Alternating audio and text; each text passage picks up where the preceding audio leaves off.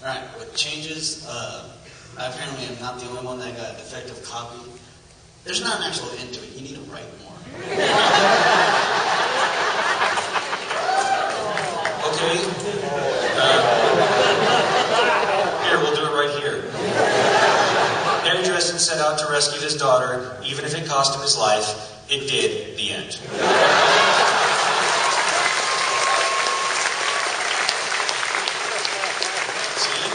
It's not hard. You too can be a best-selling writer.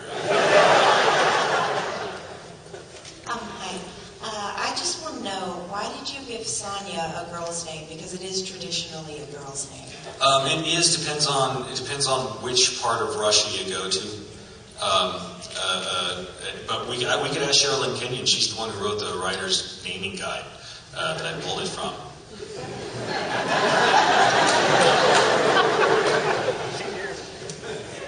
Well, first of all, I want to thank you for all the calls I got at 3 a.m. because my name happens to be Shaw, and people finished reading Codex Alera, that book, around that time. But my question was, obviously we have the TV series and we have, the RPG, but where do you see your works going in the future? Like, do you see maybe discussing the movie deals or video games or whatnot? As far as movie, TV stuff goes, Lionsgate still holds the rights to that for another, let me think here, about a year and 9 months and 20-something days. Not that I'm keeping track or anything. But they still hold the rights for a while, so that won't be happening, in the immediate future. As far as where it's going, man, I just write novels, man. I've got about 20 case books in mind, like the ones we've seen so far. There might be a few more or a few less, depending on whether or not my kid goes to grad school. I'm honest, I'm not complicated. And then we'll have a big old apocalyptic trilogy at the end. I think I've said it before, but if you haven't heard, the titles of the last 3 books are going to be Stars and Stones, Hell's Bells, and Empty Night.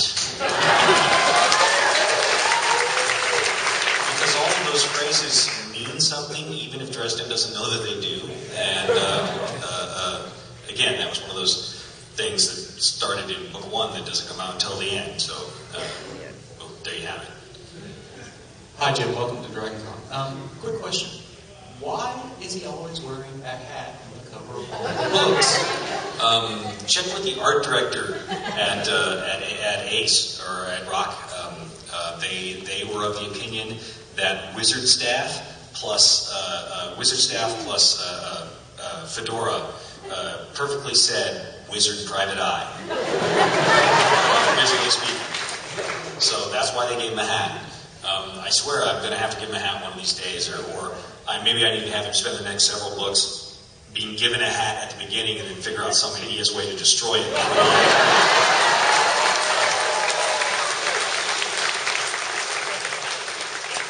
It's like, no way, man, I'm not wearing a hat. Why? Because when you're in danger when the hat gets knocked off. That's when you're out of fate points, man.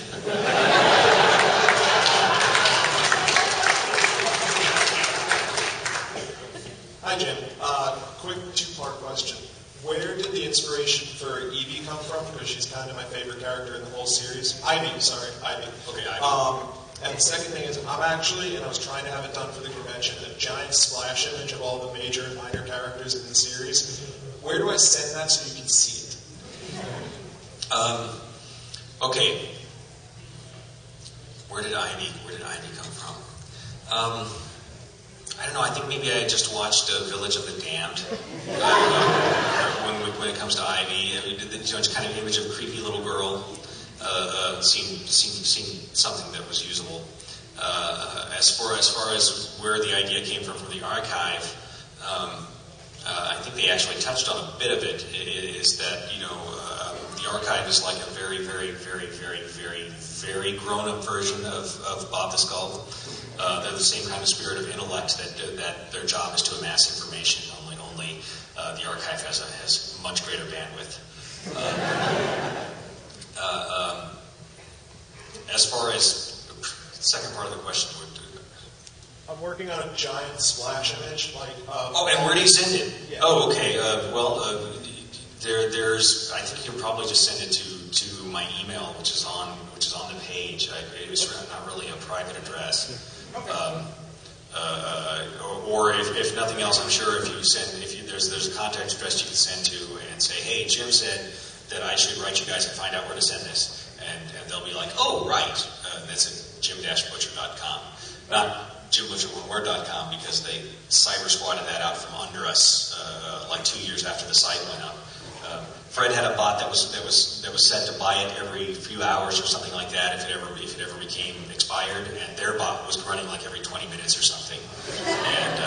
And when I said, hey, that was my domain, and I'm Jim Butcher, and I actually have a reason to have it, they're like, oh, okay, well, we'll be happy to sell it to you for $1,000. I'm like, you've had it for 3 hours. Well, we have expenses. What expenses? 3 hours? We had a meeting. Oh, you had a meeting. I'll take a hyphen, thank you.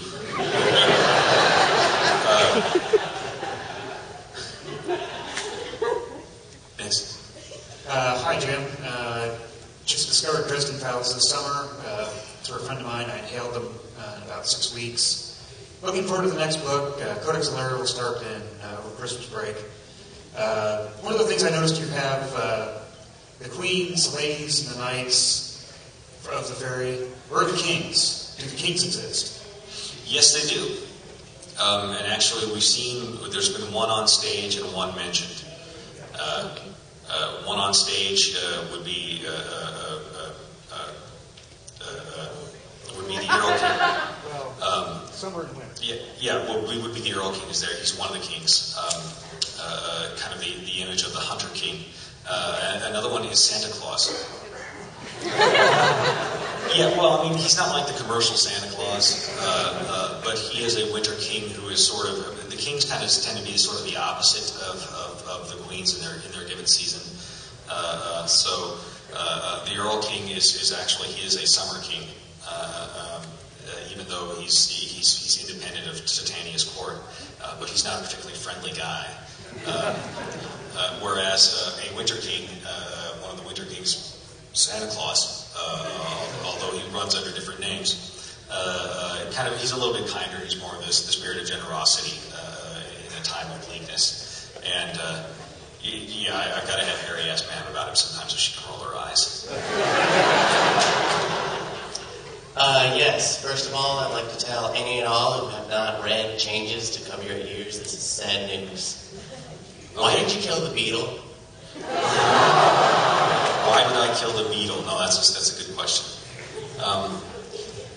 Changes was kind of all about changes. And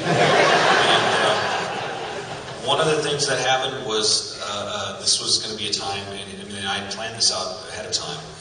This was going to be a time in Harry's life where he had to figure out exactly what was important to him in life. He had to find out, and really, when you get right down to it, pretty much every material thing he had got blown up, burned down, or otherwise taken away. But if you really think about it, he really hadn't lost anything super important. His car, sure, and and I know exactly the folks who are like, how did you destroy it? I know what you mean. I've got a 1989 Firebird in my garage that was the car that my parents got me when I left to college, because I got in a college scholarship, and they had my college fund saved up and said, here, I got a Firebird. Very cool. And I won't get rid of that for anything. But really, at the end of the day, the things that he owns are not what makes him who he is. And that's where I was hitting on. Hi, Tim. I was